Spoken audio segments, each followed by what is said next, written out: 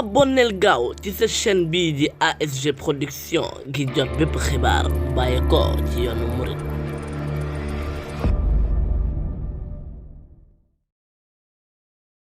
alhamdulillahi ki may xamal bu wérte di ma may xéewal ci barkeb ki mu xëy jébbal lu dooni xéewalam. alhamdulillahi ki may xamal bu wérte di ma may xéewal ci barkeb ki mu xëy jébbal lu dooni xéewalam. yéen gaa yi diine jege leen ma jàngal leen te dolli leen xam-xam bu wér te jafe leen ma fecc tey ay fas-fasam. koo xam ne xam na lii na xam ku ko xamul na wax mu xam.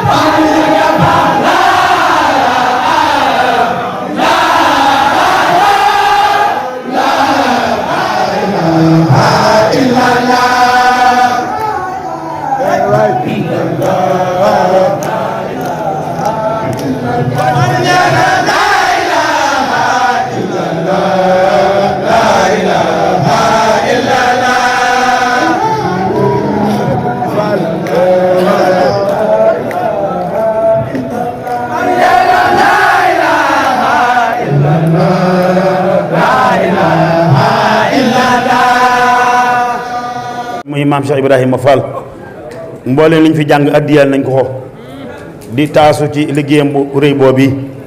ñu amaale ci tawfiixu mu dajeeg gan gu màgg gi ñëpp doon séentu muy gan gu mbégte muy gan gu yokkute muy gan gu paju aajo di gan goo xam ne sëriñ bi dañu woon lépp lu mu am rek ci la ko amee muy gan goo xam ne képp sëriñ bi dañu woon bis bii ñuy séentu te weer wi di bis bii di bis bi ci njëkk képp koo xam ne sama mbég sa mbéga digle na la nga di ko santale suñu borom. kon nag ñu am tawfiix dajeeg ñaari mbir yu rëy yooyu ndax maam Cheikh Rafal képp koo xam ne ab taalibe nga rek amel nga ko njukkal ndax yoon wii moo ko leeral ba mu leer naññ jàngal ñu xamal ñu lu ak taalibe. kon nag képp ku ci nekk fas yéene cee jëriñu rek na nga xam ni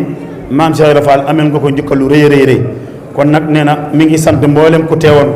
mi ngi sant mboolem ku amoon yéene teew mi ngi ñaanal ñëpp ñu dajee ci tawfiixu sëriñ bi lépp luñ ci séddale yàlla bu ñu ko nëppale yàlla nañ jëkku màggal gi ba faaw na ñëpp taalal seen bi ñaan bismillah.